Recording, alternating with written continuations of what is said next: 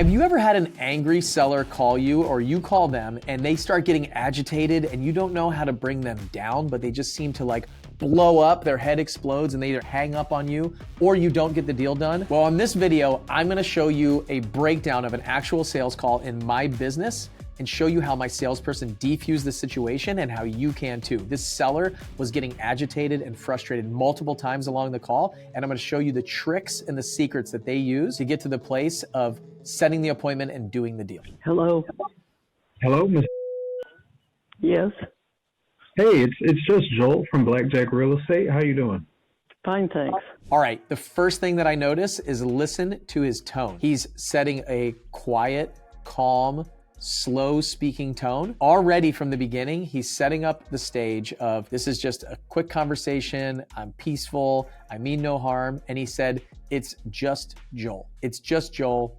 And I'm calling to talk about the property. So he already sets the tone from the beginning. It's not high pitched. It's not fast talking. It's very slow and it's calm. Good. I had a few minutes before my next call. I wanted to touch base with you really quick. I know you were looking for a brief phone call in regards to possibly selling the property on. Is that correct? Well, there are two properties I'm in selling, but the one I was talking about was and the is listed with realtor, and yes, it's for sale. And that's in too also, isn't it? Yes. Okay.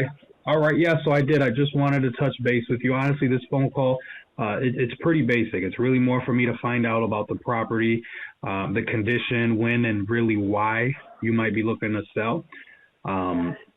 So, if at the end of the call it seems like something that might work, then we can talk about, possible next steps and things like that. Is that okay? Okay, I'm gonna pause it right there. So notice he set the stage for this call. So he said, this is what it's gonna be. It's just an introductory call. And if it makes sense for us to take the next step, then we can. And right here is when I can tell she might start getting a little bit aggravated or uncertain about what this call is about. So let's see what she says. Well, are you looking for a listing or are you looking for a cash purchase? The good thing about us, honestly, is that we're pretty versatile. It really means what works best for our clients. So not necessarily looking for a listing, or we're just trying to see which solution will work best for you. What solutions we can offer that work best for you. What do you think this property is fit for? I'm not going to discuss that portion of it at this point. You're in the business, so you have access to the records. We're octogenarians, and we're facing severe medical problems right now. I need to be rid of rentals, but I'm not going to give them away. I'm not looking for top dollar. I'm not looking to give them away. I will look at any fair proposal, and you can tell me what you have in mind. The one on is on a lease until the middle of 24, and I don't know whether you would want to buy it with it on a lease. So if not, that was not for sale until that lease is up. Is already listed with, and you can discuss with her what price is on it. She can arrange for you to take a look at it. I have told her that if somebody comes to me with a cash sale without realtors involved, I will let her know first before I do anything with anybody else. Just out of fairness to her being a realtor and having it listed. Okay, right there, she just went a big long rampage. I could tell. And this is the point where you either reel them back in and get them back into an agreeable place, or you can really agitate them and get them to a place of getting upset and hanging up. So she immediately went to defense, like, I'm not going to give it away, but you can tell there's some motivation in there. She said that I'm ready to sell. We need to sell. We must sell, but I'm not going to give it away. However, I'm willing to come to a fair place. So there's definitely motivation there. There's definitely a deal to be had here, but it's the salesperson or the person on the phone's point right now where it decides whether this is going to go very poorly or you can win her back. Let's see what he does. Absolutely. Yeah, I definitely understand that. So for I have a 3-bed, 2-bath, 54 square feet. Does that sound about right? Right, and a 2-car garage, and the roof on it is fairly new. And I can't quote off of the top of my head what the lease amount is per month. I think it's $1,900, but I might be off a little bit. And it's leased until mid-24. Okay, so something I want to point out right here is he did not go in to defend or combat or argue with anything that she had said previously. I find most people, when they take this call at this point, They're saying, I'm an investor, we don't pay top dollar, or my company's been in business for so long and all this stuff. All he did was say, oh yeah, okay, I totally understand that. And it looks like this house is a 3-bed, 2-bath. He just keeps going. He doesn't fight, he doesn't argue, he doesn't push back, he doesn't try to defend his position. He just said, yeah, I totally get that. I totally get that. And he keeps moving along with the script. Like, that is masterful. If you didn't pick that up, you need to go back, rewind, and listen to that again. Let's keep going. If you're not interested in it with it on a lease, then that's the end of that discussion. Right. Okay. So the lease is on it until mid-2024. And right. How are the tenants? Are the tenants okay? Yeah, they're fine. They renewed the lease, so they've been there for a while. Okay. Now, you said you guys have had some medical occurrences that have kind of moved you into letting go of some of the rental properties. Is that correct? All of the rental properties. I'm managing everything right now. My husband is not capable of doing that, and I'm keeping stress out of the situation and working down that I don't have to worry about things. Okay, so there's the motivation, right? She's selling all the rental properties, she said, even though they're only talking about 2. Husband's not capable or able to, and she wants to keep stress down. So she's just ready to move on. That right there triggers in my head motivation. Absolutely. Yeah, I can definitely understand the rationale behind that. So you can look into the properties and you can check the records. Has listed, and she manages the rental on. I've known her for more than 20 years. That's a long relationship, and I will not do anything to harm her, but I will make her aware of anything I discuss on the side. Absolutely.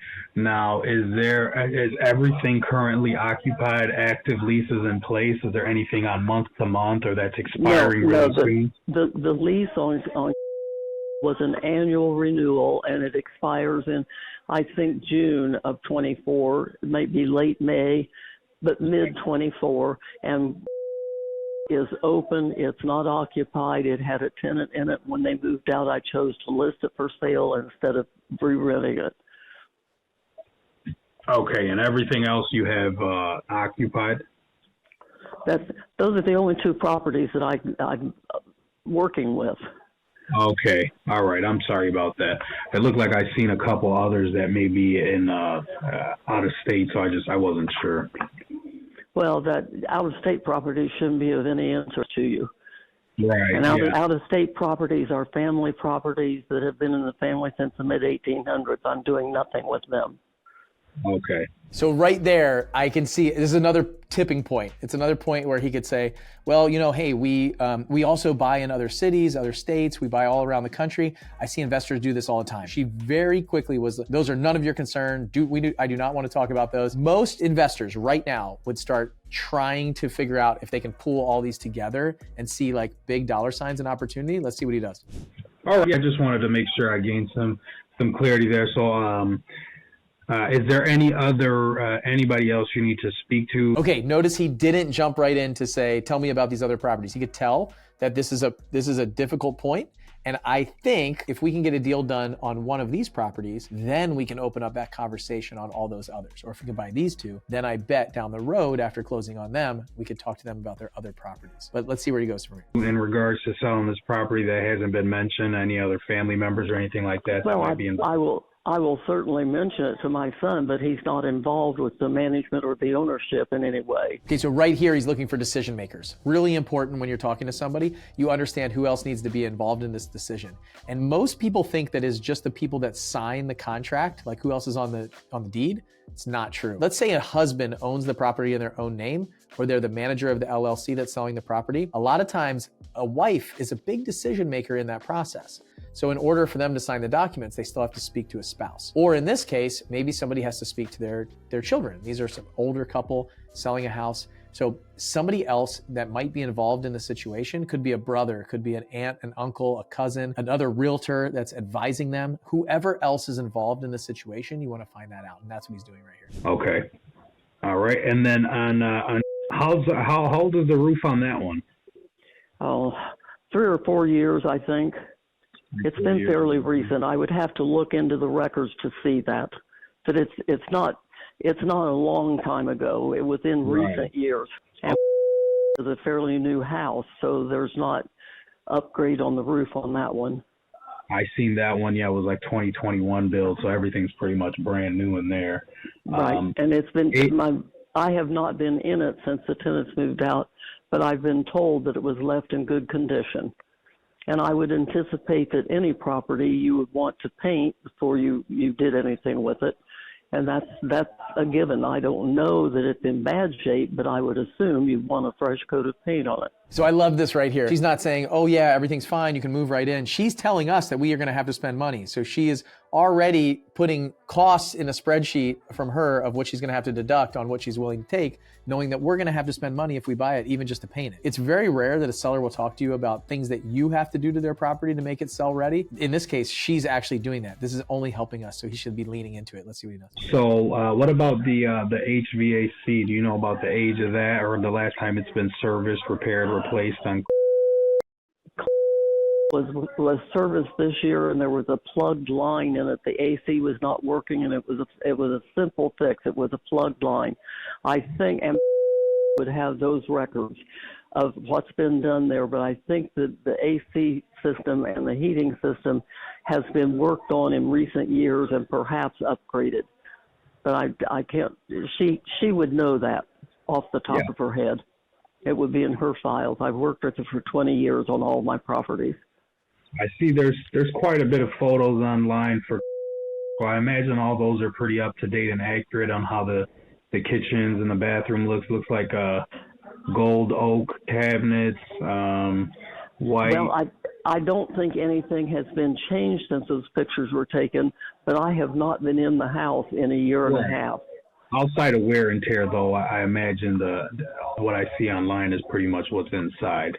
That would be my guess. All right, I'm gonna stop this call right here. We've gone through 5 or 6 minutes of this. What I wanted to show you is how you can de-arm a seller and really get to a place where instead of taking them to a point of getting angry and frustrated with you, you can get them on your team. And so what ended up happening in this call is we set the appointment and we're working on getting this property under contract. What I wanted you to see is the fact that most people, they defend, they get a bit aggressive, they change their tone of their voice. What I want you to notice is our sales rep just steady, calm speaking. The tone was consistent throughout.